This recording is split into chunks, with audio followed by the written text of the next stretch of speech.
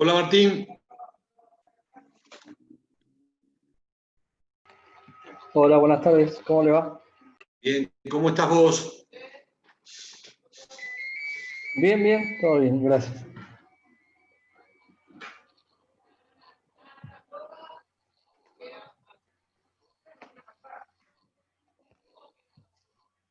Hola, buenas tardes. Una Buenas consulta. tardes.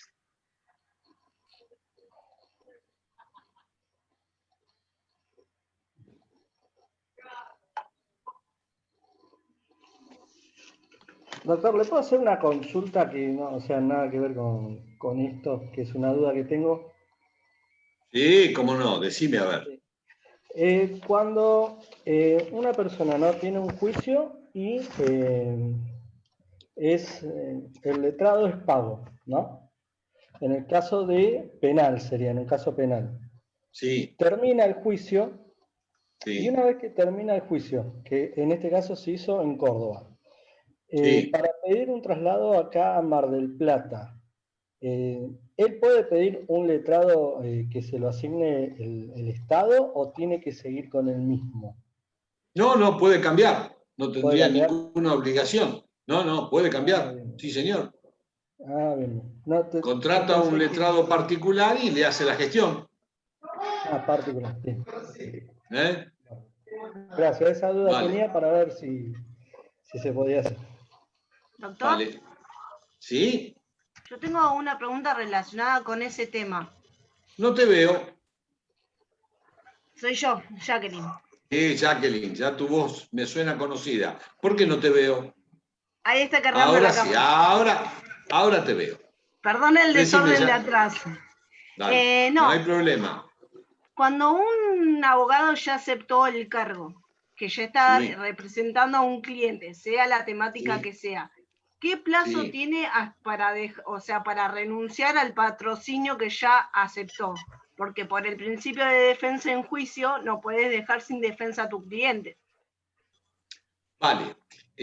Yo creo que en algún lado del código lo tuvimos que haber visto cuando veíamos abogado, cuando vemos gestor. ¿Te acordás que el abogado puede actuar de distintas formas? Sí, Apoderado, patrocinante o gestor. Bueno, cuando en algún momento, por alguna circunstancia, decide renunciar, ya sea a ese mandato o a ese patrocinio, primero se lo tiene que comunicar a su cliente, de alguna forma fehaciente, y luego presenta un expediente o presenta un escrito en el juzgado, y el juzgado saca una resolución donde lo intima a su cliente para que en el plazo de 10 días se presente con nuevo abogado y constituya nuevo domicilio legal, bajo apercibimiento que si no lo hiciere, las resoluciones que se dicten a partir de ese plazo van a quedar notificadas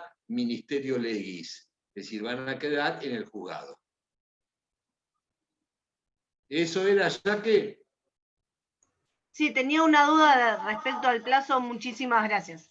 Vale, no, por favor. Bueno, buenas tardes a todos, que ya veo que vamos llegando a la hora y juntando la cantidad.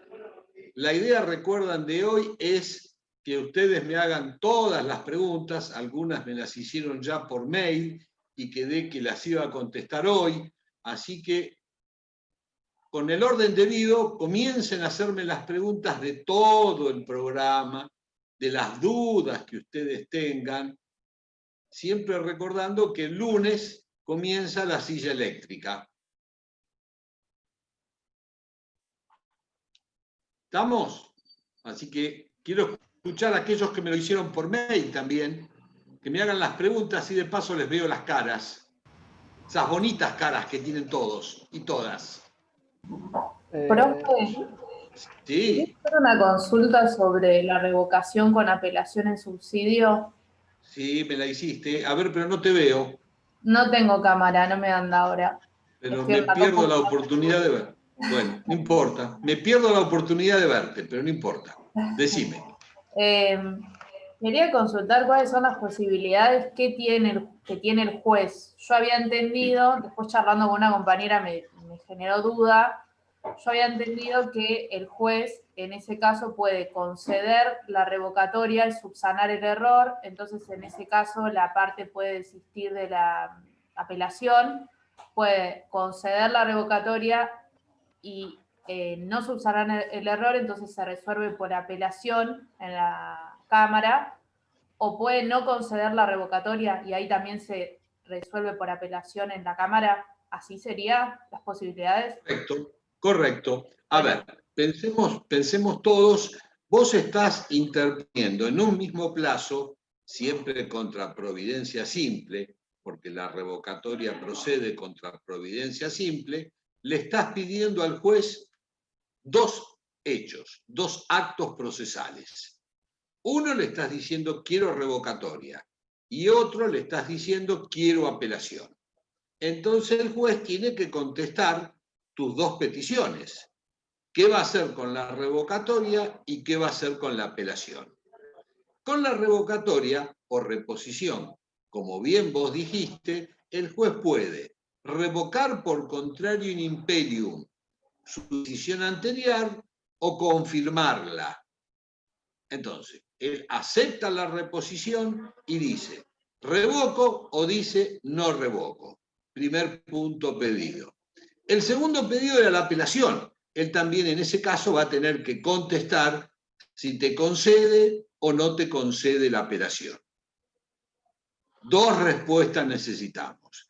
Si él revoca y te concede la apelación, oportunamente vos vas a desistir, en tanto y en cuanto el primer agravio que vos habías indicado, marcado en la reposición, lo corrigió. Entonces se torna innecesaria la apelación, pero él la tiene que conceder o no.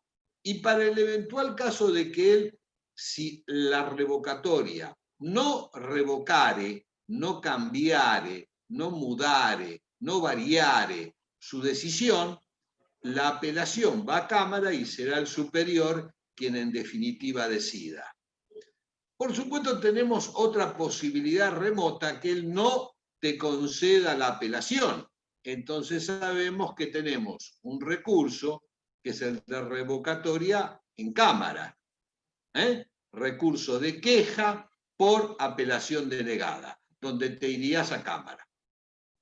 ¿Contesta esto tu inquietud? Sí, muchas gracias. No, por favor. ¿Alguna otra? Recuerden que hoy ustedes hacían preguntas, yo contestaba, y la charla, más que clase de hoy, la charla va a durar el tiempo que ustedes crean conveniente. Yo tengo una pregunta. Y decime. El tema de las diligencias preliminares. Vale. Claro, porque yo digo, bueno, esto es para el que pretenda demandar o que prevea que va a ser demandado, que puede pedir nada, mensura judicial, bueno, hay un montón de cosas que puede pedir. Pero, vale, porque no hay todavía una demanda instalada, ¿a quién se le pide? No, vos presentás la petición al juez. A ver, medidas cautelares, medidas urgentes. Entonces, vos estás por iniciar un proceso, sí, porque hay dos posibilidades. 10 días antes de iniciar el proceso, porque una vez que iniciaste la medida cautelar tenés 10 días para iniciar el proceso, vos te presentás al juez y decís, señor juez, yo voy a demandar a Pérez. ¿A cuál juez? Todavía no me sortearon causa, nada. Perfecto, lo haces, ese pedido de medida cautelar es una demanda y va a cumplir los mismos requisitos y el mismo trámite que cualquier otra demanda. Se inicia por la Receptoría General de Expedientes, con los formularios correspondientes, donde vas a indicar quién va a ser el actor, quién va a ser el demandado. No explicás. Futuro, porque dice, ¿cómo? Es algo a futuro, porque es el que pretenda demandar a alguien o que se prevé que va a ser demandado. Es medio raro que... Está bien. Perfecto. Pasamos al primero. En el caso de que vos vas a demandar, tenés que aplicar el mismo principio del 330, salvo los hechos. Claro. Es una demanda en este caso se llama demanda de medida cautelar. Dentro de los 10 días del inicio de esta medida cautelar, el código te exige que inicies la demanda de fondo, bajo apercibimiento de declararte nula la medida cautelar. La medida cautelar explicará las razones de la medida cautelar, no del hecho, porque el hecho es el motivo de la demanda. Para el caso de que vos creas que vas a ser demandado, tendrás que actuar lo mismo, explicar y en este caso solicitar la medida que vos consideres conveniente para paliar el futuro daño. Por supuesto que en este caso es un poco menos probable, porque vos no siempre tenés la certeza de que vas a ser demandado. Normalmente esto ocurre cuando hay expedientes conexos. Vos estás tramitando en un expediente y crees que con motivo de este expediente va a surgir otra pretensión y en ese caso es donde vos te anticipás. Bien. ¿Se entiende de esta forma, Alcira? Sí, sí, sí. Ahora sí pasa, no me quedaba claro. Digo, si todavía no inicié la demanda, ¿cómo voy a pedir cosas antes? Vale. ¿A quién lo pido? ¿De qué manera? Bien, gracias, gracias. No, por favor. Hola, yo tengo una pregunta. ¿Cómo va? Buenas Dime. tardes. Buenas tardes. Es respecto a los alegatos, que no me quedó muy en claro, no sé si es que leí un poco sobre eso y me confundí con los tiempos. ¿En qué momento se puede empezar a alegar? Lo que yo entiendo es que es una vez emitido el certificado del vencimiento de pruebas, o sea, de la etapa de pruebas, pero no estoy segura porque me quedé ahí.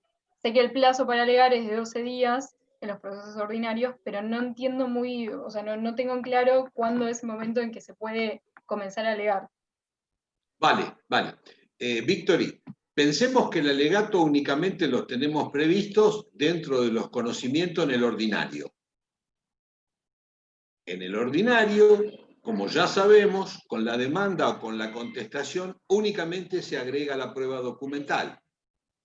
Abierto el proceso a prueba por hasta 40 días, dentro de los primeros 10, mediante escrito, presentamos, ofrecemos los restantes medios de prueba. Con lo cual se forman cuadernos de prueba. Cuaderno de prueba actora, cuaderno de prueba demandada, cuaderno de prueba citada en garantía. La etapa probatoria concluye con el certificado del vencimiento y resultado del término probatorio, certificado que también se da en los otros procesos. Este certificado no es más que una síntesis que realiza el secretario, el actuario, donde indica en forma muy breve qué prueba solicitaron y el resultado. ¿La produjeron? ¿No la produjeron? ¿Se declaró la negligencia, la caducidad, etcétera? Es como un resumen a partir del vencimiento del resultado del término probatorio en los procesos ordinarios. Comienza el derecho de las partes, y no es obligación, derecho de alegar sobre el bien probado. Entonces, ¿cuándo comienza el término para alegar? Una vez presentado el certificado de vencimiento y resultado probatorio a los 5 días, y siempre decimos a los 5 días porque ahí queda firme, porque yo puedo presentar o el secretario un certificado y en una de esas este certificado tiene errores. Hay prueba que no mencionó, hay prueba que está mencionada correctamente, entonces yo voy a interponer un escrito pidiendo que se rectifique, que se corrija, que se amplíe. Entonces, una vez que ese certificado queda firme, es decir, dentro de los 5 días, y decimos 5 días porque es el plazo que tendríamos para apelarlo. El día 6º, por supuesto, siempre contando el plazo de gracia, el día 6º no podríamos interponer ningún recurso, porque sabemos que el recurso máximo de apelación es dentro de los 5 días. El día 6º de haber quedado firme el certificado, comienza el plazo de los 12 días, derecho, posibilidad que tienen las partes para alegar, de los cuales los 6 primeros corresponden a la actora a los efectos de retirar el expediente, no de alegar. Y los 6 a continuación corresponden a la demandada. Es decir, el plazo para alegar es un plazo común de 12 días. Recordemos que tenemos plazos comunes, plazos legales, plazos convencionales. Este es un plazo legal. ¿Y es legal por qué? Porque lo dice la ley. Es convencional cuando lo acuerdan las partes. Es judicial cuando lo dice el juez. Por ejemplo, el plazo de apertura a prueba de un ordinario es hasta 40 días. Si el juez dice 38, está bien. Ahí sería un plazo judicial. Te doy varios ejemplos para entender algunos otros problemitas que puedan tener. Doctor. Sí. Entonces, porque me mareé con los 12 días para alegar y los 5 días en que queda firme el certificado. Sí. Mi pregunta sería, digamos, queda firme el certificado y a los 5 días tenemos 12 días para alegar. A ver, con esta corrección. A los 5 días queda firme el certificado. El certificado es un escrito que presenta el secretario, el juez, donde haces un resumen. Este certificado, ¿cuándo queda firme? ¿Cuándo las partes no tienen posibilidad de cuestionarlo? A los 5 días. El día 6 quedaría firme. A partir de ahí comienzan a correr los 12 días para alegar. Ah, perfecto, gracias. Vale. ¿Alguna otra? Yo tengo una pregunta sobre caducidad de instancia. ¿Josefina? Vimos que hay determinados plazos, como por ejemplo 6 meses para primera instancia, 3 meses para segunda instancia, pero no entiendo a qué, para pedir la caducidad de instancia. A ver, ahí estamos pensando en el artículo 310 aproximadamente del Código. Entonces, primero, pensemos qué es la caducidad. La caducidad, como otros, lo llamamos medio anormal de terminar un proceso. Desistimiento, transacción, conciliación, allanamiento, porque a veces ustedes tienen dificultad para definirlo. Todos son medio anormal de terminar un proceso. Ya ahí tenemos el arranque del concepto.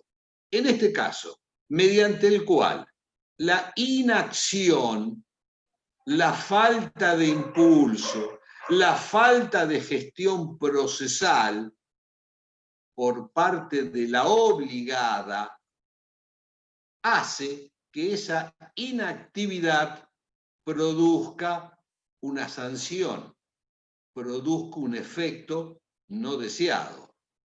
Entonces, la caducidad de instancia es el medio anormal de terminar un proceso mediante el cual la inacción, la falta de actitud de gestión de trámite procesal útil, porque yo puedo presentar cualquier estupidez dentro de un expediente y eso no insta, eso no mueve, eso no avanza en el proceso. Por eso el código te dice instancia útil, gestos, que vos hagas cosas realmente. Entonces, mañana vos vas a tribunales y ves un expediente, X expediente, y ves, generalmente la caducidad de instancia castiga a la actora, porque es la que tiene la obligación de instar.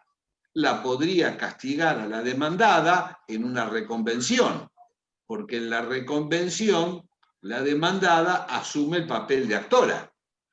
Entonces, vos ves que hay un expediente que han pasado los 6 meses es en el plazo del proceso ordinario, 3 meses es en sumario o sumarísimo. Y vos ves que la que tenía la obligación de instar el proceso, 3 meses, y acá se cuenta la feria, Se cuenta la feria chica y la feria grande porque es un plazo del Código Civil y no del Código Procesal. No instó, no hizo ninguna gestión para que este expediente avance.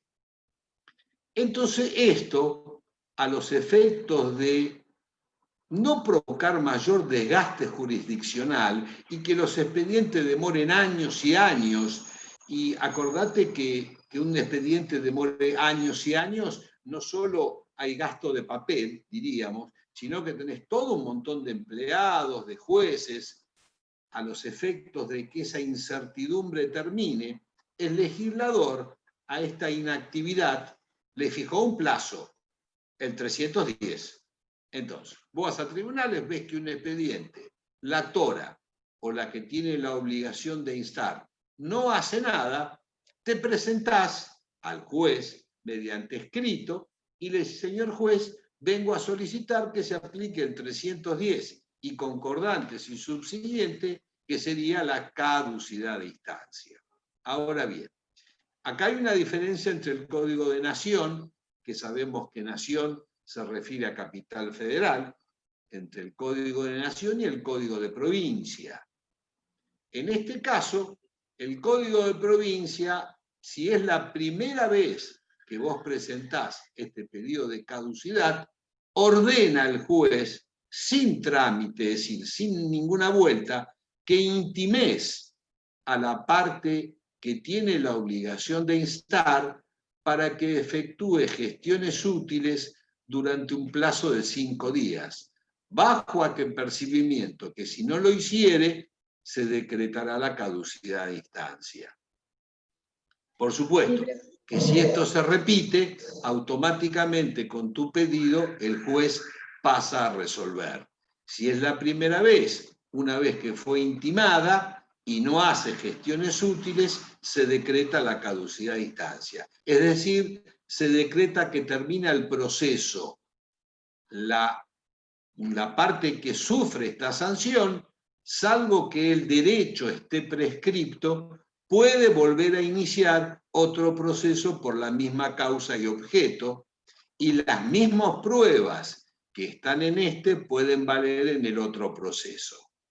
Y donde no hay caducidad de instancia son en los procesos voluntarios o cuando ya hay instancia, cuando ya hay sentencia de primera instancia, como rasgos generales. ¿Te aclara, José, esto? Sí, me aclara, pero mi pregunta quizás iba más a los plazos ya estipulados para esas gestiones útiles. O sea, ¿en qué lugar quedan? Porque si yo tengo un plazo, por ejemplo, para el ofrecimiento de prueba, la presentación de prueba, sí, y este no presenta la prueba, yo igual, sí, o sea, tienen que pasar 3 meses o 6, dependiendo del caso, para yo pedir la caducidad de instancia. Y así puede decir que me puede requerir el juez que lo intime antes y le doy la posibilidad de que presente la prueba. O sea que no sé. A ver, eso es lo vale que... la duda, pero estás confundiendo los institutos jurídicos. Los 10 días son para presentar, en este caso, el ofrecimiento de prueba. Para pedirle negligencia en el ofrecimiento de prueba es el día 12 o el día 11 después de las 4 primeras horas. Para pedir la caducidad son 3 meses. ¿Se entiende ahora? Vos estás enfocada en la caducidad. La caducidad son 3 meses cuando la parte obligada no haga nada. Pero 3 meses en segunda instancia, doctor, porque en primera instancia son 6 meses. En los procesos ordinarios, en los sumarios son 3. Vale. Entonces, vos estás pensando en la caducidad, tenés que respetar estos plazos. Pero esto no significa que en ese transcurso del tiempo hayan ocurrido otras negligencias que tienen otro tipo de sanción.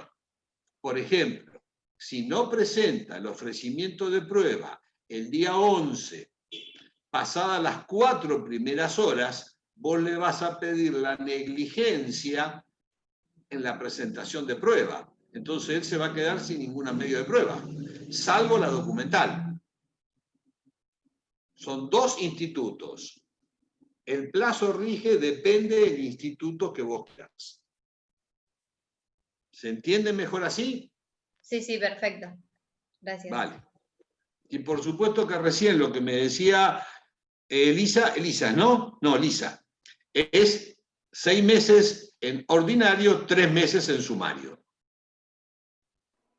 Doctor, ¿le puedo hacer una pregunta en relación a lo que está hablando recién? ¿Sí, Cristina? ¿Cómo le va? Al final del artículo 3.18, cuando habla de los efectos de la caducidad, dice, la caducidad de la instancia principal comprende la reconvención y los incidentes, pero las de estos no afectan la instancia principal. Quiere decir que si yo tengo un incidente que va por vía paralela y caduca esa instancia, no me va a complicar el expediente principal. Ahora, si yo en un incidente lo que apelé es un medio de prueba y lo pierdo por caducidad, ya después no lo puedo volver a presentar en el expediente principal. Sería así. A ver, el principio general es que la suerte del accesorio Sí, va con el principal. sí. Ahora bien, una cosa es, si a vos te decretan la caducidad del principal, el accesorio también muere o también caduca. En cambio, si te decretan la caducidad de un incidente, no incide en el principal. ¿Está? Bien. Y en cuanto a la reconvención, si me caduca la reconvención, tampoco me va a afectar la instancia principal. Exacto. La principal. Exacto. Porque acordate que la reconvención no es más, por razones de economía procesal, que otra acción que inicia el demandado. Está bien, pero yo interpretaba que la otra acción que inicia el demandado iba a quedar dentro del expediente principal, o la reconvención también tramita por incidente. No, la reconvención queda en el expediente principal. El expediente principal. Sí, Solo quedaría caducada la pretensión, digamos, del reconveniente. exacto. Claro. Bien. Perdón que ahí estoy. No, por favor, todo lo Con que cámara. sume estamos para eso. Profe, No, yo porque pensaba, no solamente caduca para el actor, o sea, la caducidad de instancia para el actor, porque si no tendría sentido, ¿o no? No, sí, caduca caduca, por eso depende de qué estamos hablando, para aquel que tiene la obligación de instar. Puede ser actor o demandado. ¿Quién es el que tiene la obligación, en este caso, de instar el proceso? Y si reconviene, el demandado, pero si no, el actor. Caduca, perfecto, caduca para el demandado. Que se transforma en actor. Exacto. El demandado reconveniente es un actor en esta instancia. Pero, profe, después para todos los otros casos sería solamente para el actor que caduca. Exacto. La mayoría de los casos, salvo la reconvención, por supuesto, estamos hablando de que para el demandado no, lo beneficia. Por eso la caducidad generalmente perjudica al actor, no al demandado. Porque el demandado está bien, déjalo, el problema es tuyo, no es mío. profe, ¿Sí? tenía una consulta en la oportunidad de contestar demanda. Dale. Proceso de conocimiento, en los términos del 319, un proceso ordinario, plazo de 15 días Sí. para contestar demanda, dentro de las 5 posiciones jurídicas que tiene el demandado, en la oportunidad de presentar las excepciones de previo y especial pronunciamiento, tiene 10 días para hacerlo. ¿Se puede escindir la acción de la presentación de excepciones a la de la contestación de la demanda? ¿Puedo presentar antes de los 10 días las excepciones y el día 13 contestar la demanda? ¿O sí se debe hacer todo en un mismo acto? Sí o sí en un mismo acto, y esto porque aplicamos el principio de reclusión. Es aquel que te dice que vos tenés pero una vez que presentaste, moriste. Porque es el primer acto. Exacto, te precluye el acto. Por eso, siguiendo este mismo principio, vos me podrías decir, bueno, el demandado contesta la demanda el día 8. o pone excepciones el día 10 y reconviene el día 12. No, todo eso en un mismo acto. Lo que él quiere hacer, lo tiene que hacer dentro del plazo. Y con una vez que presenta algo, le cierra todo. ¿Sería también por imperio del principio de concentración? No.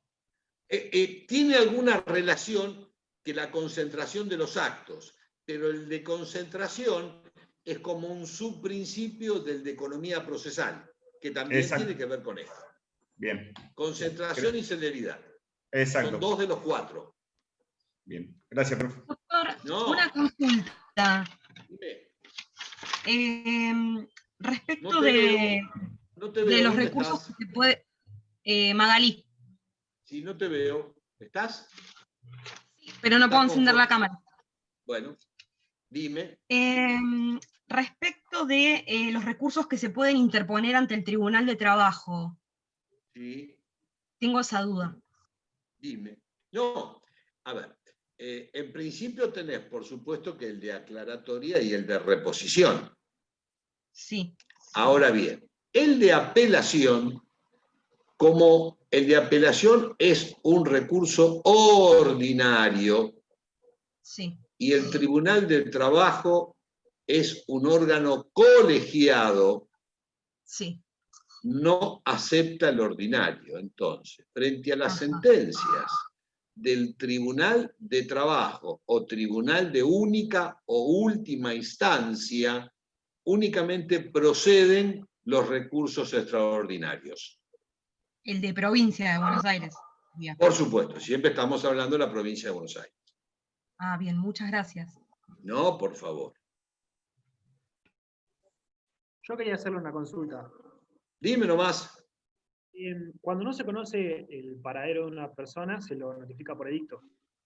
Vale. No, si no contesta la demanda, por ejemplo, se le asigna un defensor oficial. Correcto. Ahora, Sí. cuando... O sea, ese defensor oficial va a defender para que se aplique bien el derecho, porque no sabe en realidad qué... O sea, si es real o no lo que está diciendo la otra parte. Cuando Hasta ahí correcto. el proceso, Sí. la sentencia, ¿cómo se aplica a esa persona que nunca se dio a conocer?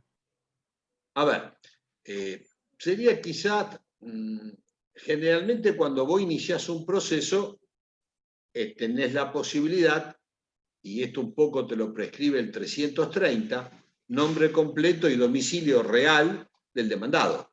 Bueno, vos una vez que vos notificás la demanda ahí, y evidentemente la demanda no la recibe nadie o dicen que esa persona no vive ahí, tenés que hacer un par de diligencias previas, desde oficiar a la Secretaría Electoral para que te indique cuál es el último domicilio de esa persona, hasta buscar de los determinados registros, ya sean registros bancarios, para ver cuál es el último domicilio de ella.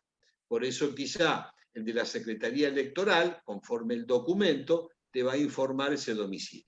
Pero también viene negativo. Evidentemente, en ese caso recién estamos pensando que el juez va a ordenar la publicación de edictos, que es un medio de notificación.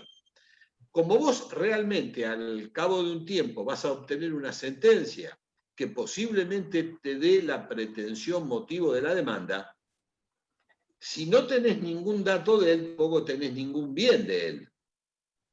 Porque si tuvieras un bien, tuvieras un domicilio.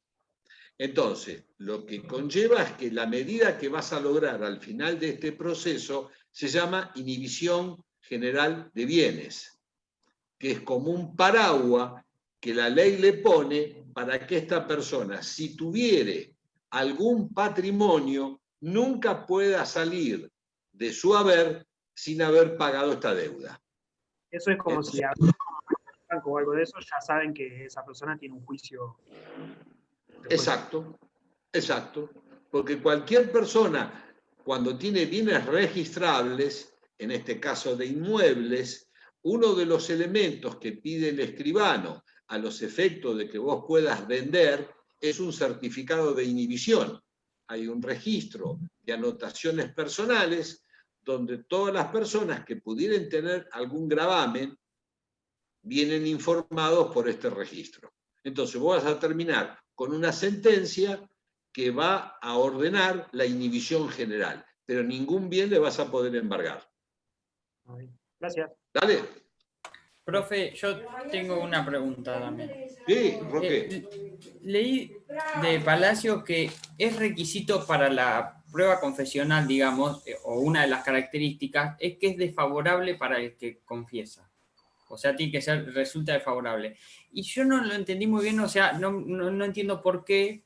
Después en clase hemos visto que no, o sea, no lo han dicho taxativamente que no es necesariamente así, pero he entendido que no, porque, por ejemplo, cuando soy parte voy y presento mi absolución de posiciones, no necesariamente tiene que ser desfavorable a mí. No me quedó claro eso. Vale. Veámoslo como concepto general, más allá que después vamos a tratar como comentario derecho procesal constitucional y de acuerdo a lo último medio de la Corte Interamericana, el derecho a la verdad. Vayamos a lo más sencillo. Sabemos que cuando hablamos de absolución de posiciones o prueba confesional, es uno de los 6 medios de prueba. Y sabemos que este medio de prueba depende qué tipo de proceso se ofrece con la demanda o con la contestación o dentro de los primeros 10 días. Y que yo, una vez que el juez fije el día y hora de esta audiencia, debo notificarla y con una anticipación no menor a 30 minutos del día y hora de la audiencia, tengo que dejar un pliego de absolución de posiciones. Este pliego no es lo mismo que el del testigo. El testigo es un interrogatorio, este es un pliego de posiciones. Y decimos pliego porque las preguntas se formulan siempre en forma positiva. Pliego de posiciones. Y siempre comienzan de la misma forma, para que jure como que es cierto. Todas las posiciones tienen que tener esta fórmula. Para que jure como que es cierto que el día 18 de mayo chocó. Para que jure como que es cierto que el día 18 de mayo, conduciendo el Peugeot, estaba ebrio.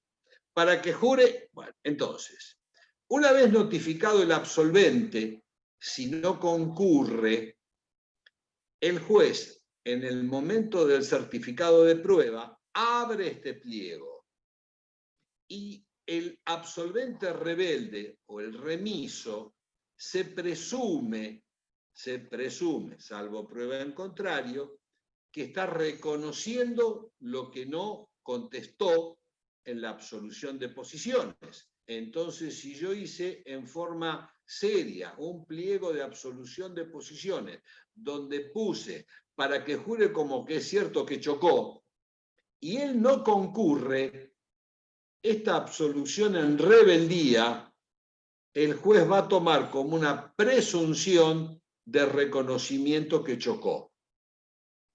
¿Se entiende de esta forma, Roque? Por eso siempre tiene que ir y el absolvente lo único que tiene que contestar es si es cierto o no es cierto. Para que jure que chocó, no es cierto. Si quiere puede aclarar, pero la obligación del absolvente es decir sí o no. Si no va, absolución en rebeldía. Y la rebeldía tiene en este punto que el juez puede presumir que están en su contra, porque si la posición dice chocó y él no fue, el juez puede presumir, con más los otros medios de prueba, que está reconociendo que chocó. ¿Está? Sí, está. Yo no me explicaba por qué lo exigían como requisito que sea desfavorable. Y porque en este caso, normalmente cuando vos en la práctica armás un pliego de posiciones, le metés todo lo que vos querés. Si el tipo va a decir no es cierto, no es cierto, no es cierto, no es cierto. Y si no va, ¿está? Ahí tenés que prever que no va a ir. Bueno, si va, va. De última, si va, en el acto de la audiencia desistís de la posición 14, desisto de la posición 18. Y si te reservaste el derecho de ampliar, en la misma audiencia ampliás con nuevas posiciones. siempre respetando para que jure como que es cierto. En el caso de los testigos, sabemos que no es una posición, que es un interrogatorio, que no hace falta acompañarlo media hora antes en sobre cerrado, sino que se puede acompañar el interrogatorio en el mismo acto de la audiencia, que se puede hacer hasta in voce en la audiencia, y que el interrogatorio es distinto, porque comienza siempre para que diga el testigo si sabe y le consta. En uno, para que jure como que es cierto. En otro, para que diga el testigo si sabe y le consta. Y en este caso, el testigo está obligado a decir verdad. Para el caso de que se acredite que el testigo ha faltado a la verdad, puede ser punible de un delito penal, que es falso testimonio, que va a ser juzgado por un juez diferente, porque acá estamos en un proceso civil y el falso testimonio es penal. Se elevarán las actuaciones al juez penal, quien, luego de cumplido el principio de defensa en juicio, lo sancionará o no. En el caso del absolvente, y esto de acuerdo a normas constitucionales, y a mi humilde y respetuoso entender, existe como un degeneramiento, y entendemos que el absolvente no está obligado a declarar en su contra como un permiso para mentir, que esto es muy común. Una cosa es no declarar en tu contra y otra cosa distinta es el permiso para mentir.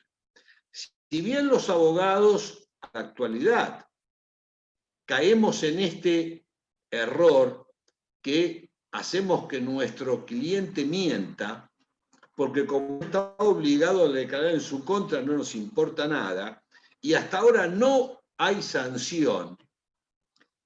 Recuerden que en el 94 la Constitución fue modificada, que se aceptó y forman parte de nuestra Constitución 14 pactos internacionales, que más allá de la Corte Suprema de la Nación existe una instancia internacional, que es la Corte Interamericana, que si bien no tiene mucha aplicabilidad, existe, y que esta Corte demora 10 a 12 años en fallar. Hay nuevos criterios que creo que en las reformas de los códigos van a entrar en vigencia, que es el derecho a la verdad. ¿Y esto qué significa? Una cosa es mentir y otra cosa es no decir la verdad. Yo puedo callar la verdad porque no estoy obligado a declarar en mi contra. Ahora, ¿eso me autoriza a mentir? Por supuesto que el criterio americano, ya con solo ver las películas sabemos que para Estados Unidos mentir es tan grave como un delito. Estos nuevos criterios o nueva jurisprudencia de la Corte van a ser motivo de reformas que están siendo estudiadas, donde si una persona se acredita que mintió, no estaría cumpliendo el 18 de que nadie puede ser declarado en su contra y podría ser sancionado. Es decir, una cosa es no decir lo que me perjudique y otra cosa es mentir. Estos comentarios al margen, ¿estamos? Para ir ampliándole el bocho a ustedes, recuerden que el derecho procesal constitucional está naciendo, es una doctrina nueva, que aquellos que les guste el procedimiento, mi consejo es empiecen a buscar material de este tipo para el día de mañana alguna especialización que mal no nos viene a ninguno. Doctor, una pregunta. Sí. En el recurso de nulidad dice, es subsidiaria autónoma de excepción. ¿Subsidiaria? Lisa, ayúdame, ¿qué estás leyendo? El 253. Recurso de nulidad, doctor. Acordate que el recurso de nulidad ordinario no lo tenemos, está en el de apelación. En el extraordinario, claro. Perfecto. Y el único nulidad que tenemos es el extraordinario. Entonces no me ubico bien qué estás leyendo. Entonces, es subsidiaria, no va entonces, porque tengo anotado que va en el recurso de nulidad, es subsidiaria autónoma de excepción, y no existe implícita dentro de la apelación. A ver, quizá lo que podemos decir, ya pensando en el 253, creo que ahí estás referido, donde el código 253. indica, perfecto, entonces el código ahí indica que como no existe el recurso autónomo de nulidad ordinario, el mismo se encuentra implícito en forma subsidiaria con el de apelación. A ver, en el de apelación yo fundamentalmente hablo de un agravio y que ese agravio puede consistir en un error fáctico o un error jurídico del juez. Pero pensemos que yo estoy cuestionando las formas, porque cuando hablamos de nulidad me estoy quejando de una forma. Recordemos, el extraordinario de nulidad está basado en el 168-171 de la Constitución Provincial. Y cuando lo leemos detenidamente, lo que está atacando son las formas de esa sentencia. Porque no hubo opinión de todos los jueces, porque no se respetó un orden. Volviendo, cuando hablamos de nulidad ordinario que no existe, decimos, está metido, está incluido dentro del de apelación. Entonces, yo interpongo un recurso de apelación y en los fundamentos hablo de la nulidad. A eso refiere el 253. Pero el nombre del recurso es apelación, no es nulidad.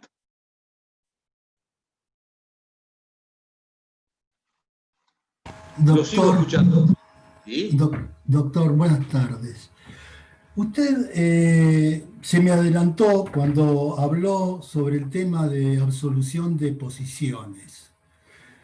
Ese instituto, yo lo entendí, está todo perfecto, pero no le veo la utilidad. O sea, están haciendo un juicio por un tema controvertido y llaman al demandado para que exponga lo que ya expusieron con pruebas y con todo un proceso. Entonces es como redundante eso, es como que no sé para qué sirve. O sea, sé que tienen que versar sobre hecho, no sobre derecho.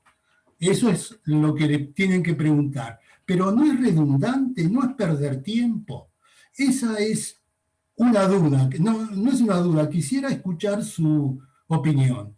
La otra, para hacerla corta, en los plazos. ¿Por qué, por ejemplo, para el traslado de la demanda son 15 días y para las presentaciones son 10 días? Y eso se repite, dan un plazo de X tiempo y un plazo menor dentro de ese mismo plazo para las respuestas. ¿Por qué hacen eso? ¿Por qué hay dos plazos, uno metido dentro del otro? ¿Para qué dan 15 días y me exigen 10 después? ¿Me explico? Vale, Nada más. vale. Eso era lo que quería. Son dudas, ¿no? Cuestionadas, ¿no? Son cuestiones que me hago yo cuando estudio. Vale, Pascual. Y, a ver, en las dos yo le diría está acertado, pero tampoco quiero confundir a los más jóvenes.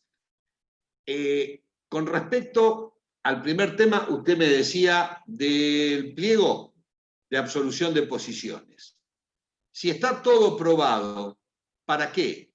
Bueno, evidentemente, ya hoy en la práctica hace que la absolución de posiciones, no digo caiga en desuso, sino que los abogados le decimos a nuestro cliente, no es cierto, no es cierto, no es cierto, no es cierto y no es cierto. Y se terminó. Entonces yo le hago 500 pliegos y el tipo son las 500 no es cierto. Por eso se está intentando rever esto. Ahora bien, pensemos en un poquito de historia. Nuestro código tiene más de 150 años y donde los valores y los conceptos eran otros. Antes se sostenía en la palabra. Entonces, evidentemente, cuando el legislador creó este instituto que no hizo más que copiarlo de la ley española, porque acá entraríamos, y en una de esas lo canso, pero 2 minutos. La Constitución Nacional es una copia de la Constitución Americana de 1787. Ahora bien, en el mundo hay 2 grandes sistemas, yo le diría, sin contar el inglés, que podría ser el tercero, que parten de el sistema americano. Partió en la confianza de los jueces. Recuerden, cuando los ingleses se van por un problema de impuestos, se van a Estados Unidos con el Mayflower y crean una nueva nación. En este caso, dentro de los mismos colonos, tenían la creencia y la fe y le dieron todo el sistema de creencia a los jueces, que eran ellos mismos, dentro de estos colonos. Por eso se creía en la palabra. Por eso el sistema americano no está codificado, es el common law. Y por eso el juez, que era ellos mismos, es el que dicta la ley. El sistema contrario es el sistema europeo, donde con la Revolución Francesa, fundamentalmente, se produce un cambio, pero los jueces eran los mismos de Felipe XIV y Felipe XV. Entonces ahí no se confió a los jueces la creencia y únicamente se dijo los jueces aplican la ley, como 2 grandes sistemas históricos. El americano, donde se le dio toda la fuerza al juez, y el sistema europeo, donde como no se podían cambiar a los jueces que venían de los Felipe, dijo, ustedes únicamente aplican la ley. En el medio de todo esto nosotros copiamos en gran parte la Constitución americana y el sistema americano, pero cuando quisimos aplicarlo, copiamos el sistema español a partir de 1850. Entonces están confundidos y hay un sistema que se aplica para una cosa y un sistema que se aplica para otro. Pero esto sin quererlo cansar, sino darle un poquito de historia a su duda, porque tiene razón. Muy interesante, muy interesante, muy interesante. No, es que le digo, esto un poco, y yo le confieso, vengo haciendo un curso de especialización de Derecho Procesal Civil, que lo dicta el doctor Gossaini, es decir, que yo también 1 o 2 veces por semana estoy como ustedes, y estoy aprendiendo, ya tengo 6-8, estoy aprendiendo igual, me mantiene perfecta la neurona, y uno está viendo cómo todo está concatenado, nada es porque sí, y de repente le digo esto, como de repente el pliego de posiciones es porque es una mala copia del sistema español de 1850. Creo que se está por modificar. El segundo, los plazos. A ver, depende de qué, por supuesto que esto es lo que legisló, lo que nuestros legisladores optaron como modelo. Y también dependían de la distancia. Ahora, evidentemente, la distancia queda cortada en un clip de internet. Antes no existía esto. Entonces, a veces los distintos plazos tenían que ver con los distintos conflictos y los distintos órganos que iban a actuar en ese conflicto. Hoy, evidentemente, se intenta reducir, y creo que hay un proyecto, creo no, estoy seguro, hay un proyecto de código de procedimiento que se está por aprobar, donde justamente se reducen los plazos y se unifican. Es más, por ejemplo, el de apelación se va a tener que apelar y fundar en el mismo momento. No te lo va a apelar, después le van a dar la forma y después lo va a fundar. Es decir, usted tiene razón. Simplemente que ahora en esta instancia lo que estamos aprendiendo entre todos, qué es lo que dice el código, qué es lo que vamos a aplicar. Pero creo que vamos en camino a lo que usted correctamente señala. Otra cosa no le puedo decir. Muchas gracias, muy amable. No, Por supuesto que estos son acotaciones al margen, nada de esta charla va a ser preguntado. Son acotaciones para ampliarles, si en alguna medida puedo, el conocimiento de los institutos que estamos viendo. No, lo que pasa es que por ahí, no sé si es un defecto, pero cuando estudio soy muy crítico con lo que leo, con lo que estudio. Pregunto por qué es así, por qué no puede ser de otra manera. Entonces me surgen todas estas preguntas que, bueno, por ahí no son tan obvias para este curso, pero bueno, ya que estábamos repasando, me animé. Vale, perfecto. Perfecto, Pascual. Doctor. ¿Alguna otra? Sí. Una pregunta, respecto a la cosa juzgada. Sí. Yo no entendí lo de la triple identidad y la acción de revisión. A ver, para. Una cosa es la cosa juzgada, otra cosa es la triple identidad. ¿De qué estás hablando? Claro, porque en el programa, dentro del punto de cosa juzgada, menciona la triple identidad. Sí, ¿y qué más? ¿Cuál es Lo el cual otro no tema? entiendo ni encontré. Sí. A ver, ayúdame, así me ubico yo. ¿Te acordás? ¿Dónde? Sí, si quiere le digo, unidad 10, resoluciones judiciales. Sí. Tercer punto, cosa juzgada. Dice concepto, efectos, revisión de cosa juzgada, recaudos necesarios para su procedencia, la triple identidad y acción de revisión. La triple identidad donde dice las partes, sucesores, objeto y causa.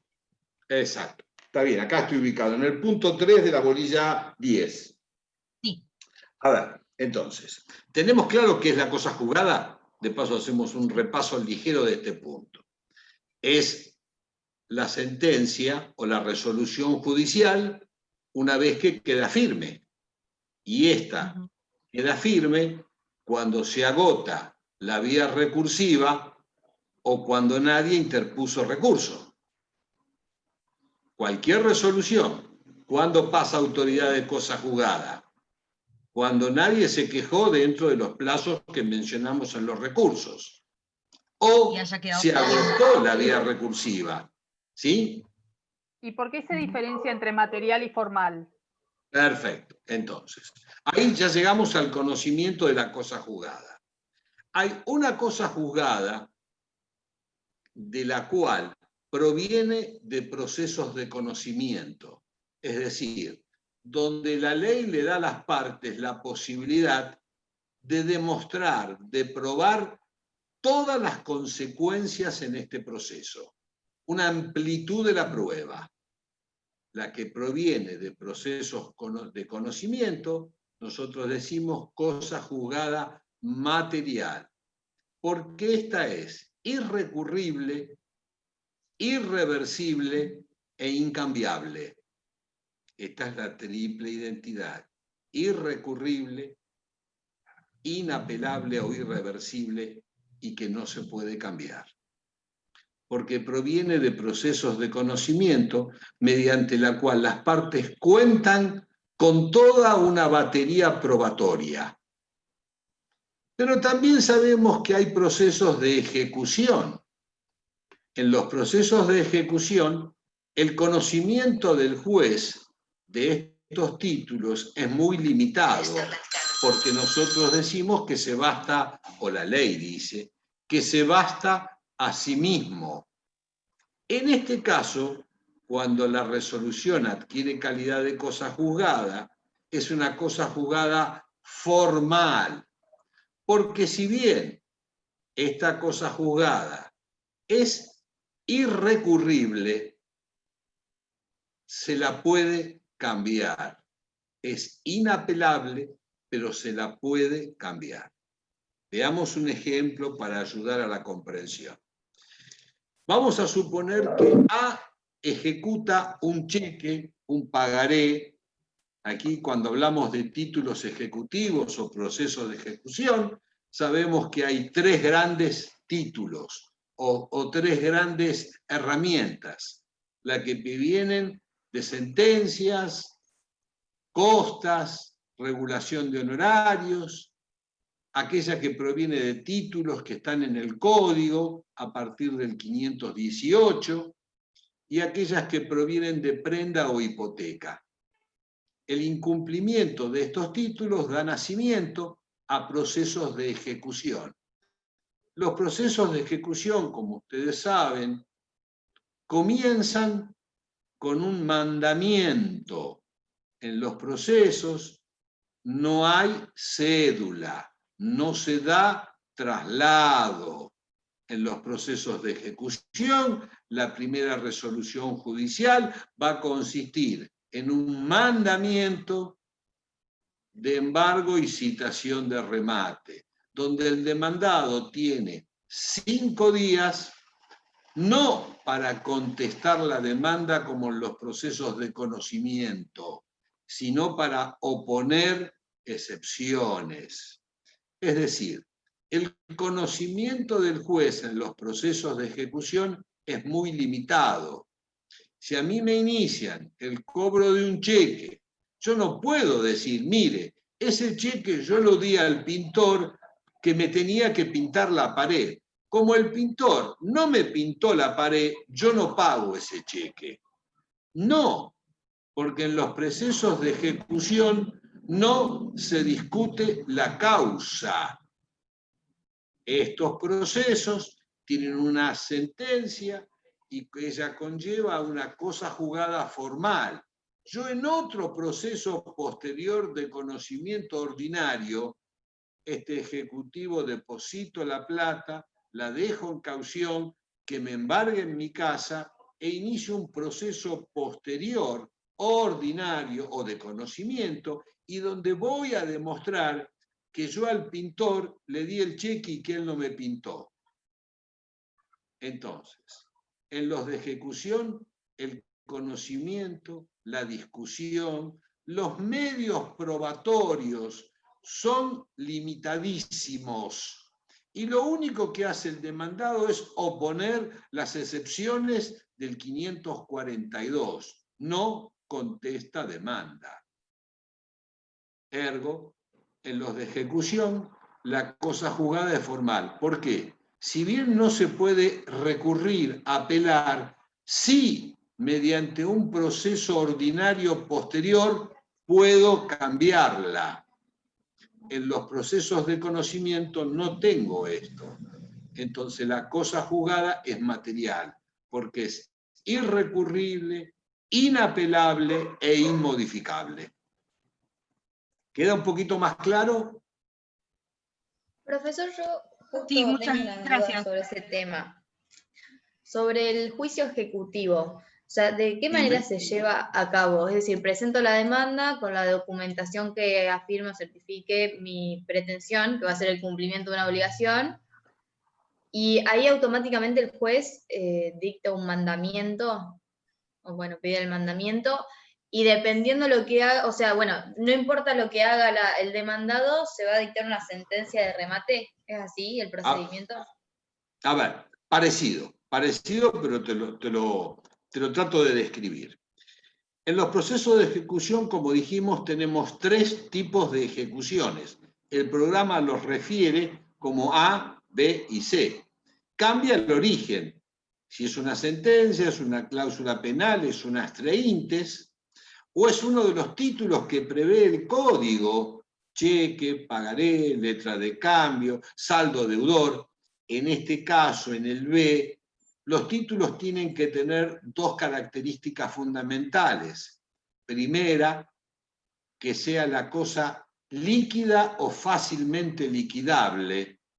Y segundo, que la fecha esté vencida. A ver, si yo quiero ejecutar un cheque que dice, pagaré 100 pesos el día 4 de enero del 2021, no me lo pueden ejecutar. Si dije el 4 de enero del 2021. Si la deuda tiene que estar vencida. Perdón, profesor, Sí, pero sí. hasta ahí, porque si el librador está en quiebra, ¿puedo presentarme en un juicio ejecutivo con un pago anticipado? No, en ese caso, muy en especial, Cristina, lo que puedo es iniciar en el proceso de quiebra un pedido de verificación de deuda, más que un proceso de ejecución. Es un proceso. Bueno, sigamos en la regla, entonces. Los del B, porque los del A sabemos que es una sentencia. La sentencia tiene que estar firme, si no, no la puedo ejecutar. Si está pelada, no la puedo ejecutar. El B, dijimos las dos características fundamentales. Primero, fecha vencida. Y segundo, que la deuda sea líquida o fácilmente liquidable. Es decir, si yo tengo un documento que dice pagaré 18 vacas y media, ¿quién me puede decir qué son 18 vacas y media? ¿Es gorda, flaca, Aberdeen Angus? ¿De qué raza es? Decimos que es líquida cuando es una suma. 100 pesos, 100 dólares, 100 euros. O sea fácilmente liquidable. 100 pesos más sus intereses. Dos requisitos fundamentales. Y el tercero es hipoteca o prenda. Una vez que estos títulos estén en condiciones de ser ejecutables, yo inicio, siempre cumpliendo el 330, proceso de ejecución.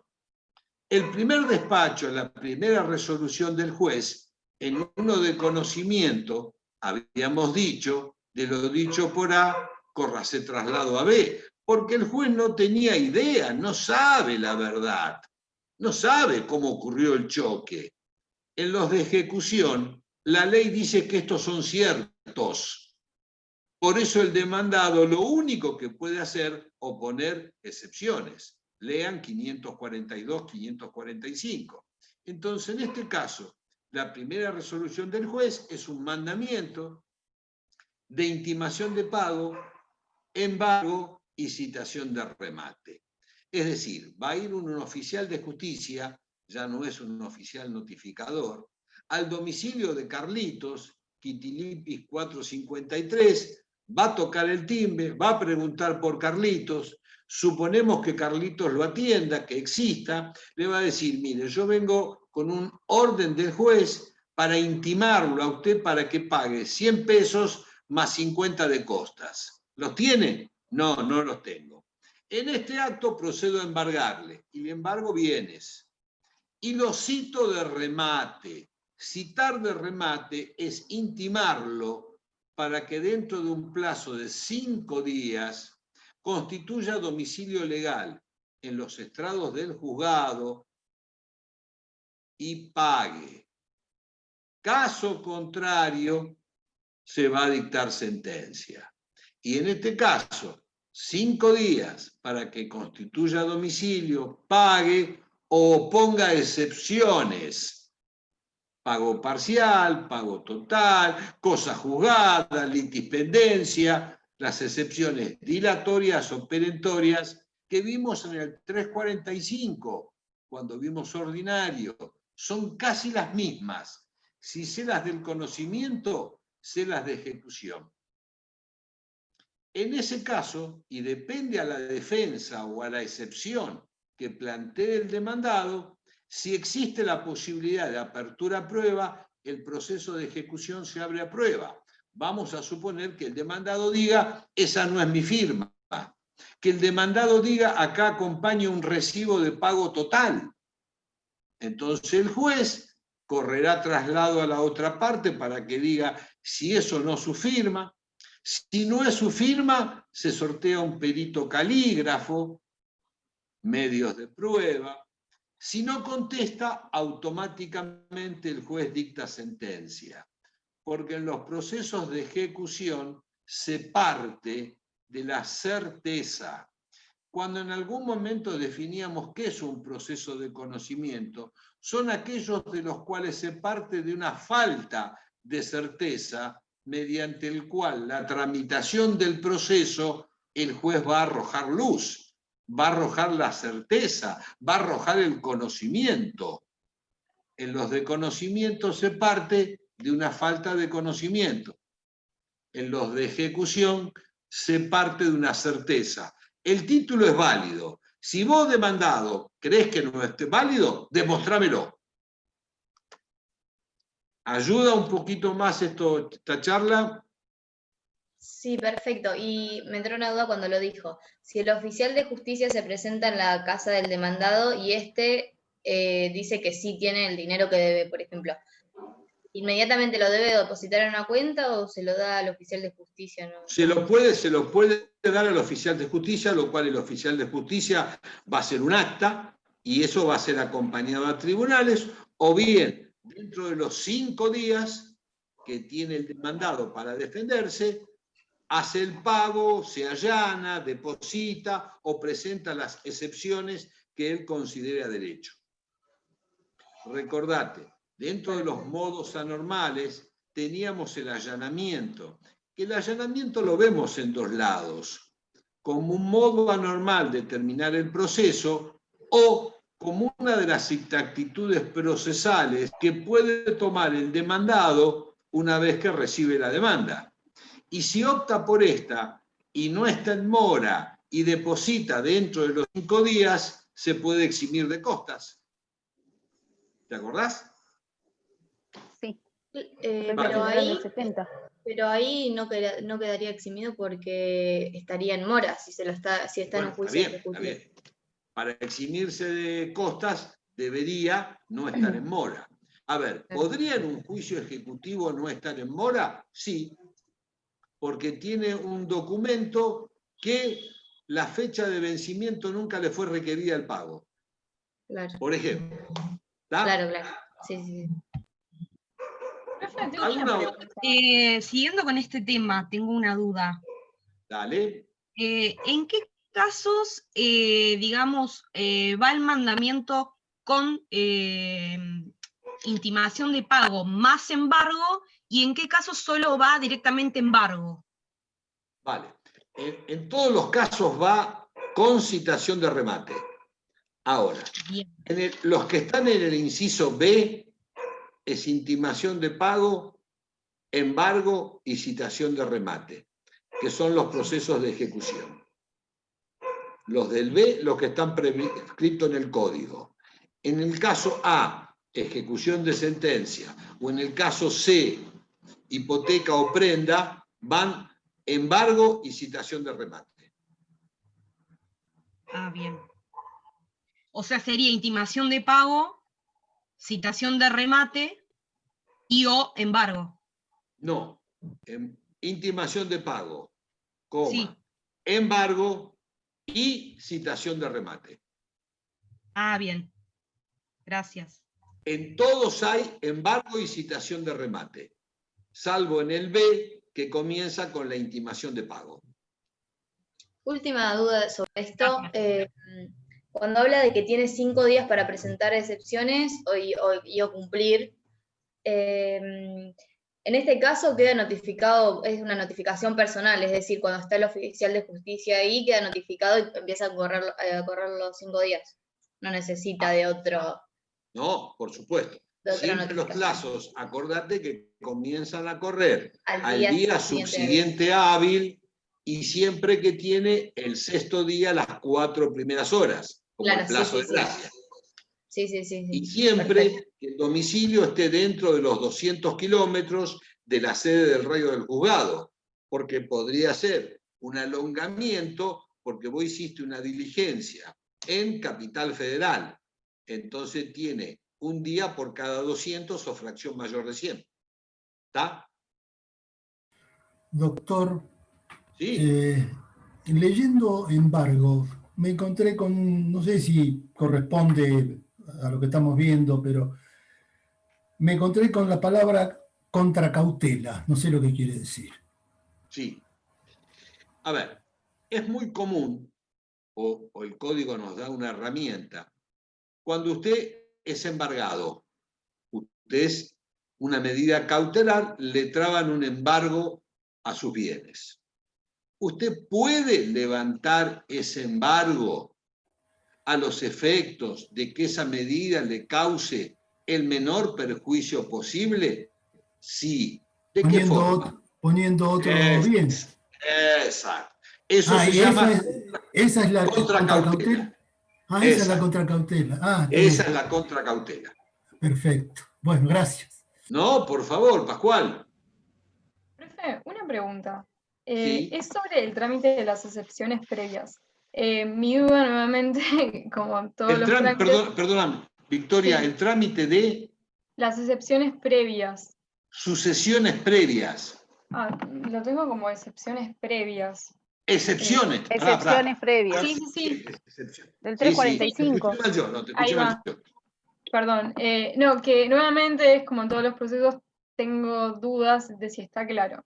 Yo entiendo que se lleva a cabo la oposición de las excepciones previas dentro del plazo de contestación de la demanda. O sea, y ahí depende de si es ordinario, si es sumario, porque los plazos difieren. Yo hasta ahí eso lo voy entendiendo, que es dentro de los 10 días, en el ordinario es de 15 días la postergación de la demanda, en fin, en el sumario se da todo junto. Lo que a mí la duda que se me genera es, se oponen esas excepciones previas, se corre el traslado al juzgado para que revise esas excepciones y ahí se le notifica al actor qué es lo que hace. O sea, puede oponer alguna defensa o algo por su estilo, porque ahí es donde se me genera duda, porque yo entiendo que a partir de esas excepciones se dicta una sentencia interlocutoria. Me queda un limbo en el medio que no termino de entender qué es lo que pasa. Vale, Victorí, no. Primero es entendible porque todavía no tenés mucha práctica o ninguna en este tema. Entonces, totalmente válida tus dudas. Quédate tranquila en ese aspecto. A ver, vos sabés que una vez que el demandado recibe la demanda, tiene distintas posturas para hacer. 5 en concreto. Una de ellas es la de oponer excepciones. Las excepciones ya sabemos que son perentorias o dilatorias. Esto es importante porque yo lo suelo preguntar. Las dilatorias son las que dilatan el cumplimiento y las perentorias son aquellas que de tener una sentencia de mérito exime al excepcionante de cargar con todo el proceso. Ahora bien, esta presentación de excepciones, algunas se le exige al juez que sean de previo y especial pronunciamiento, porque el nombre completo es de previo y especial pronunciamiento, donde vos no querés seguir todo este juicio durante 10 años, sino que le está diciendo al juez, yo quiero que me lo resuelva la cuestión ahora. ¿Por qué? Porque yo este tema que estoy presentando necesito, por supuesto que todo esto acompañado de la documentación o la defensa correspondiente. En ese caso, y acá te corrijo un poquito, el juez, acordate, de lo que vos presentás, cualquiera de las actitudes, el juez no resuelve nada. De lo dicho por A, córrase traslado a B. ¿Por qué? Principio de bilateralidad, principio de contradicción, defensa en juicio. Entonces, tu excepción, si bien se presenta al juez, no va dirigida al juez, va dirigida a la contraparte. El juez le corre traslado a la contraparte. La contraparte contestará y recién ahí resuelve el juez. En este caso en particular, el procedimiento es el mismo. Es una excepción porque vos estarás planteando, por ejemplo, una cosa juzgada. Entonces vos acompañás la sentencia de otro proceso donde esto está terminado. Y como no pueden haber dos procesos por la misma causa, un mismo objeto, vos presentás una excepción de cosa juzgada, son 6 demandados, vos sos uno de los 6, y en tu caso vos peticionás una excepción de cosa juzgada como de previo y especial pronunciamiento. El juez de tu excepción le va a correr el traslado a la contraparte y después resuelve. En la mayoría, o en aquellas que no son de previo y especial pronunciamiento, el juez dilata en sentencia la definición de tu excepción. En las que son de previo y especial pronunciamiento, el juez se ve obligado a antes resolver esta cuestión y, como vos bien dijiste, la resuelve por interlocutoria y no por definitiva, porque es de previo y especial pronunciamiento. ¿Vale? O sea que en el ejemplo, doctor, que usted dio es perentoria. Por supuesto. Porque una vez que yo obtuve la sentencia, quedo liberado del proceso. Una excepción dilatoria sería, para utilizar un ejemplo que siempre les pido a ustedes, Por ejemplo, en el caso del 330, cuando habla de requisitos de la demanda y establece que toda demanda tiene que tener un monto. En la última parte habla de cuándo no puede proceder esta excepción dilatoria de falta de monto. Una vez subsanado, el expediente sigue normal. Le van a decir, completa el monto. Y yo la voy a plantear porque a mí me llegó esta demanda sin monto. Y para mí no es lo mismo, ni para mi cliente, defenderme por 100 que por 100.000. ¿Cuánto es lo que pretende este hombre? En una de esas, si pretende 100, lo pago. Si pretende 100.000, ya no. Entonces, toda demanda, uno de los 6 requisitos que establece el 330, en su parte final, monto. Y habla de cuál es la excepción dilatoria que se puede oponer si esta demanda carece por ineptitud de monto, no por las excepciones previstas en el mismo código, 330. Y también Doctor, una pregunta. la obligación, que puede ser una excepción, me prescribe la acción, me prescribe la obligación, perdón, entonces interpongo la demanda, pero todavía no tengo el monto determinado. Ahora, yo como parte actora, ¿estoy obligado a presentar el monto o el monto lo va a definir en la sentencia, en la resolución, el juez? A ver, Cristina, primero, si te prescribe el plazo para el derecho, no, me para la prescribe demanda, la obligación. Te prescribe la obligación, entonces justamente el 330 última parte tiene 2 excepciones. Una es esa.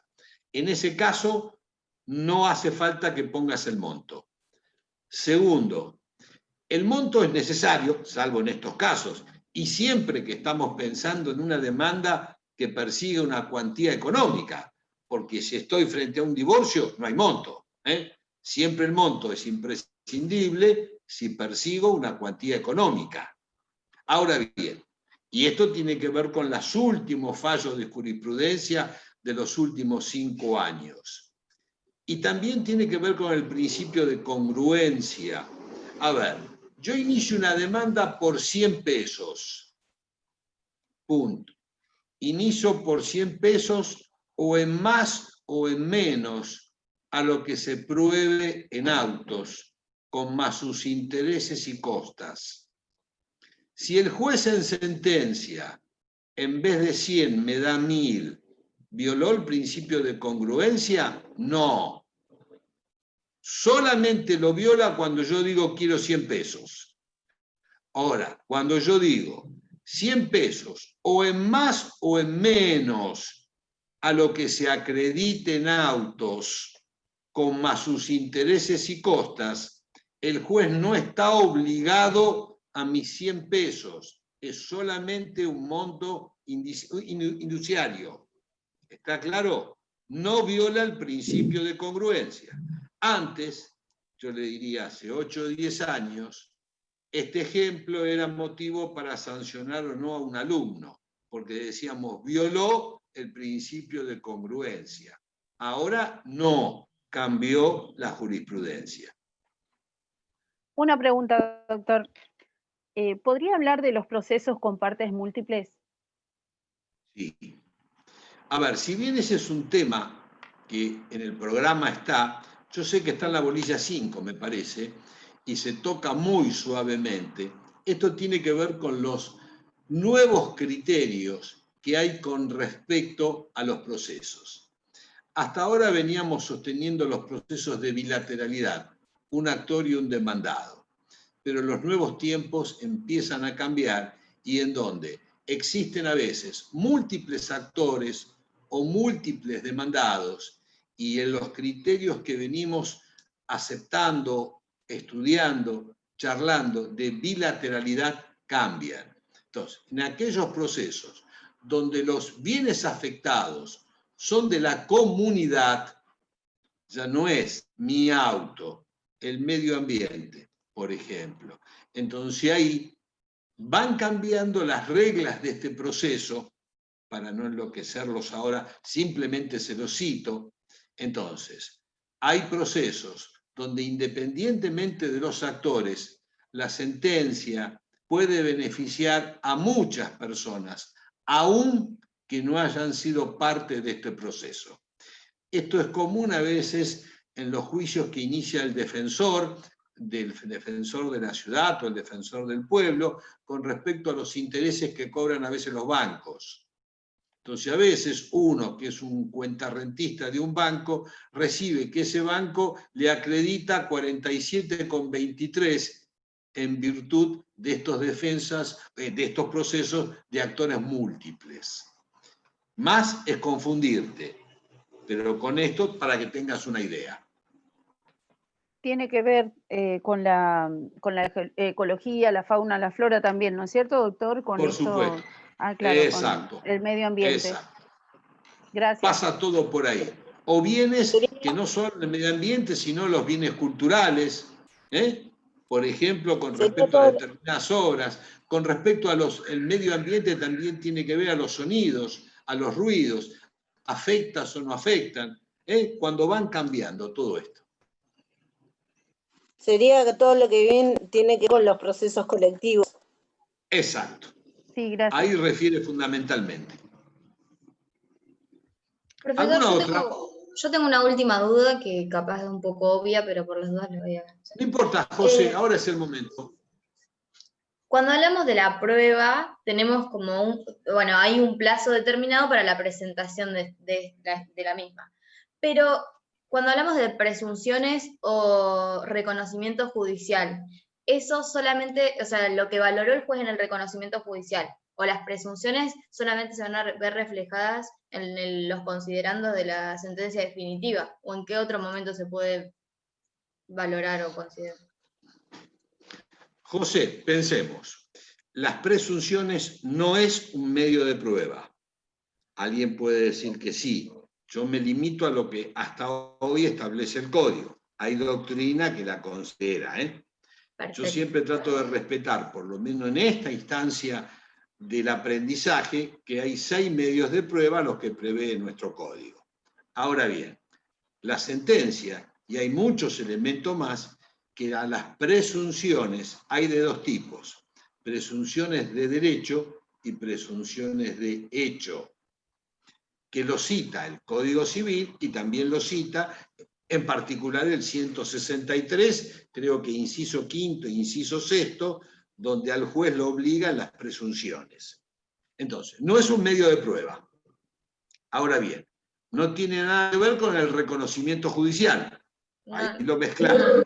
Lo presento como 2 pruebas que, bueno, ahora las presunciones no lo son, que se presentan en un momento diferente a la etapa probatoria.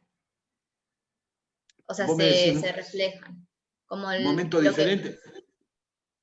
Acordate, la constatación judicial, al ser un medio de prueba, tenés que pedirlo, si no nadie lo va a hacer. Las presunciones son las conclusiones a las que arriba el órgano jurisdiccional y las pone en vigencia en el momento de dictar la sentencia. Como toda sentencia sabemos que hay resultandos, considerandos y fallo, que son las 3 partes de la sentencia. En los resultandos, inciso 163, inciso 1, 2, 3 y 4, el juez no hace más que volcar aspectos generales.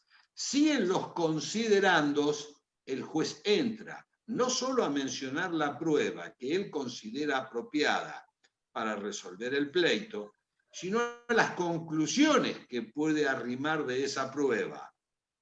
¿A eso te referís vos? Claro, por ejemplo, en la etapa probatoria yo voy a pedir el reconocimiento judicial. Entonces ahí el juez va a hacer el reconocimiento judicial.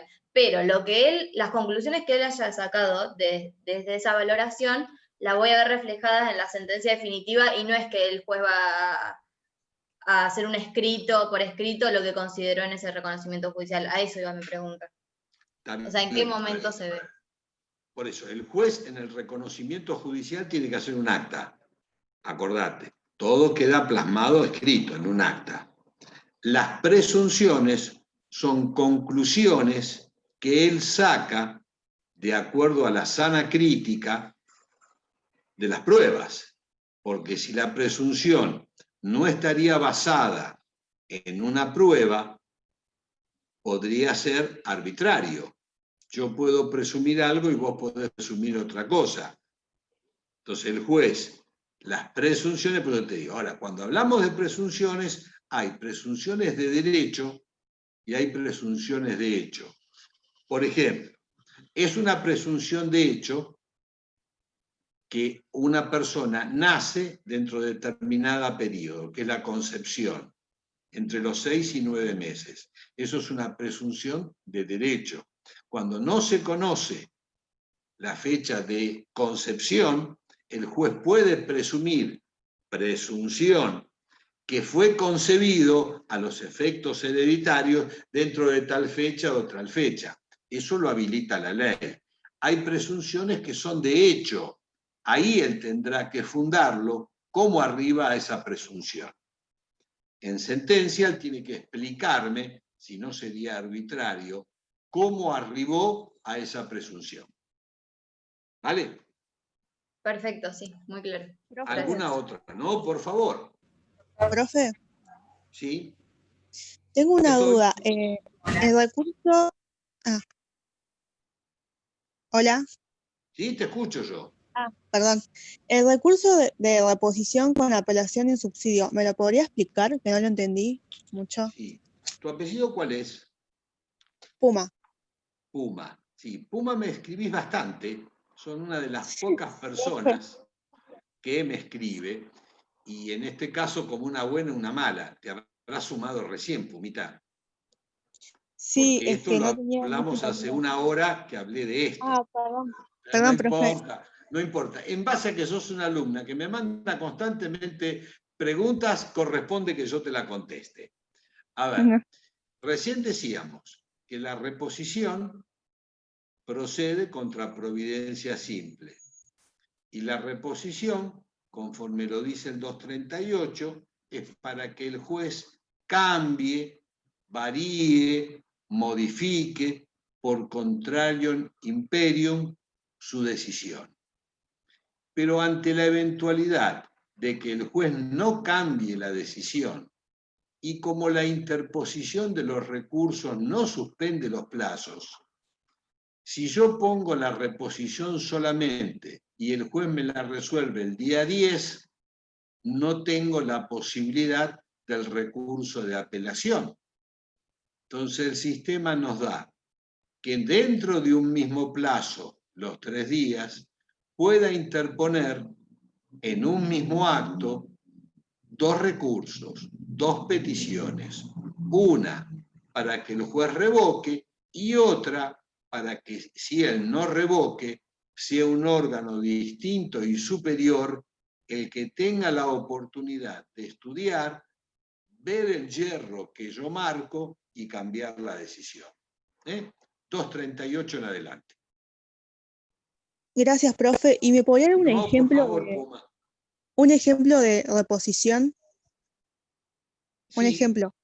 Un ejemplo, cuando vos le pedís al juez libre esa cédula, por ejemplo, y el juez te dice que no. Porque acordate que siempre va contra providencia simple. Las providencias simples son aquellas resoluciones que no tienen requisitos propios, que únicamente tienen lugar y fecha, el contenido y la firma del juez, y que solo sirven para el avance del proceso, que solo son de mero trámite, no resuelven nada. La providencia simple no se caracteriza por la extensión, es decir, ¿puede haber una providencia simple de 4 hojas? Sí. Cuando no resuelve nada, es providencia simple. ¿Vale? Doctor, buenas tardes. Bueno, siendo casi las 20, si no me Profe, ¿puedo equivoco, hacerle la última pregunta? la última, aceptamos la última. ¿Sí?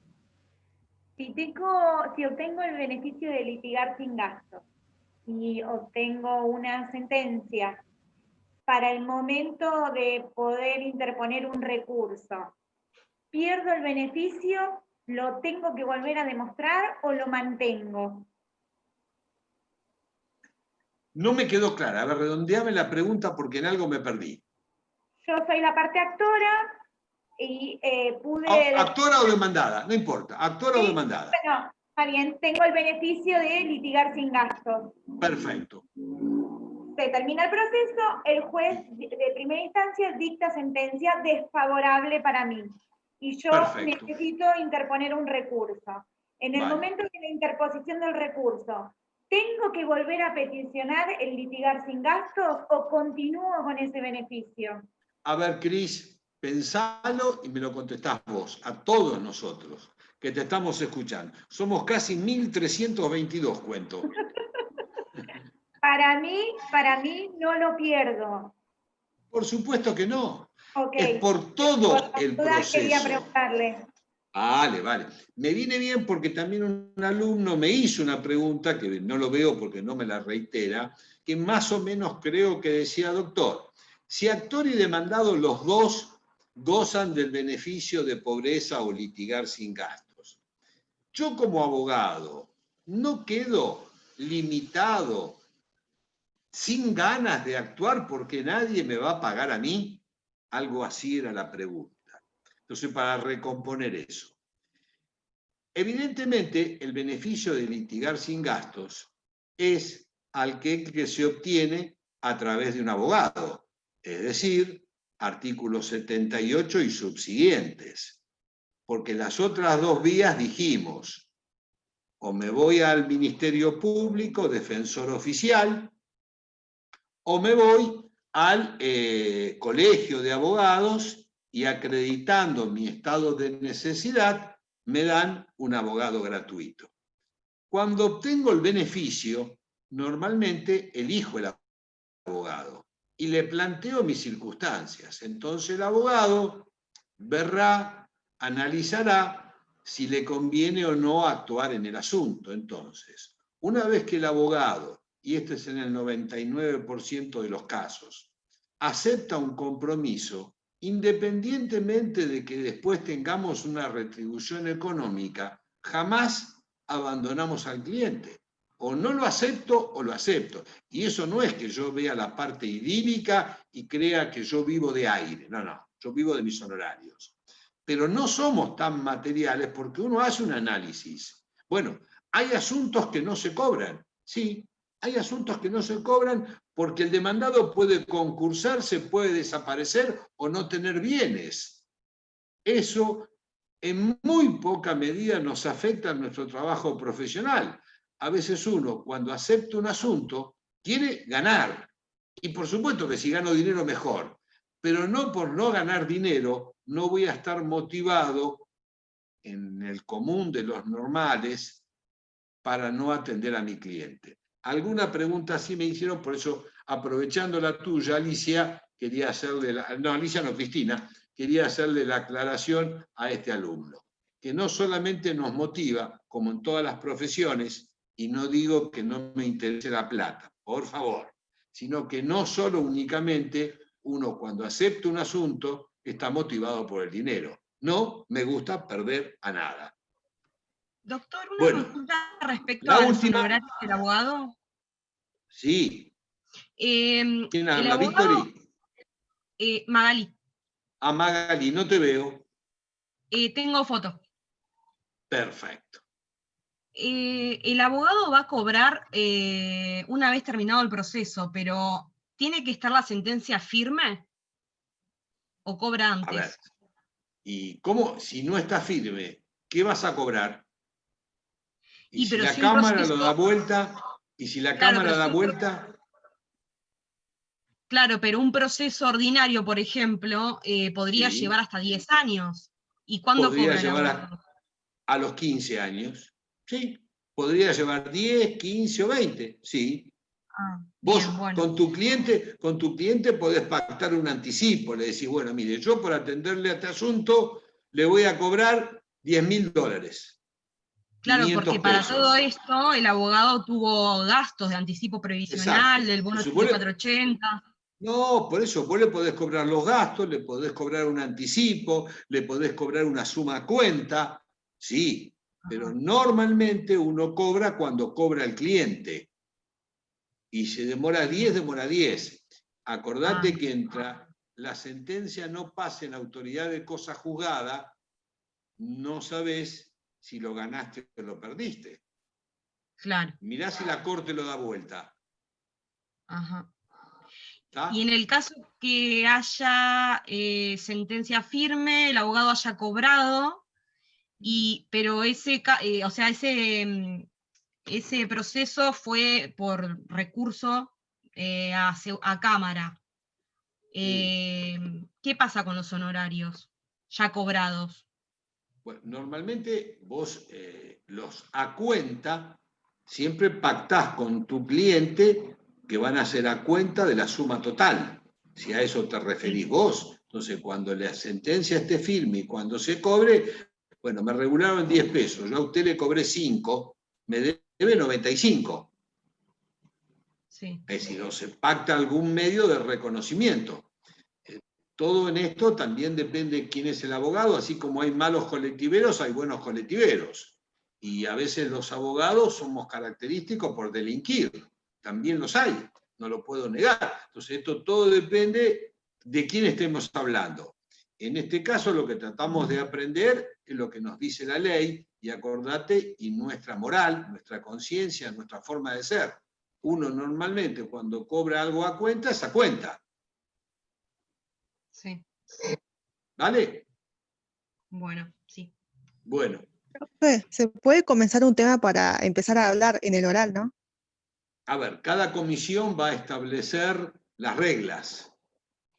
Eso lo tienen que hablar con la comisión, y dentro de la comisión el docente, que más o menos le va a tocar. En mi caso particular, yo voy a estar un rato en la comisión 3, voy a estar un rato largo, pero muy largo, en la comisión 2. Ya están eligiendo entre 40 y 50, voy a tomar yo de la comisión 2, y después voy a estar un ratito en la comisión 1. Ya más o menos me conocen, y todo lo simpático que soy ahora, el 14, acuérdense en que me van a ver con los colmillos. Y yo elijo elegir tema, o permito, o le doy la opción para que ustedes comiencen de la forma más tranquila posible. Pero vuelvo a decir, está en libertad de cátedra, entonces cada docente tiene su librito. Doctor, Gracias. No, por favor. Le comento lo siguiente. No te escucho bien, no te escucho bien. ¿Ahora me escucha? Ahora sí. ¿Sí? ¿Sí, Cris? Lo molesto por lo siguiente. El día miércoles, en la clase de Zoom con el doctor Verdi, soy de la comisión 2, no logré nunca tener audio, y yo tenía que comentarle al doctor Verdi, o sea, recordarle en realidad, que el día 16 a las 8 de la mañana rindo cambiario, para saber si tengo la posibilidad de rendir el día 14 a la mañana, pero no tuve forma de comunicarme con el doctor, porque nunca tuve audio en la clase de miércoles. Vale.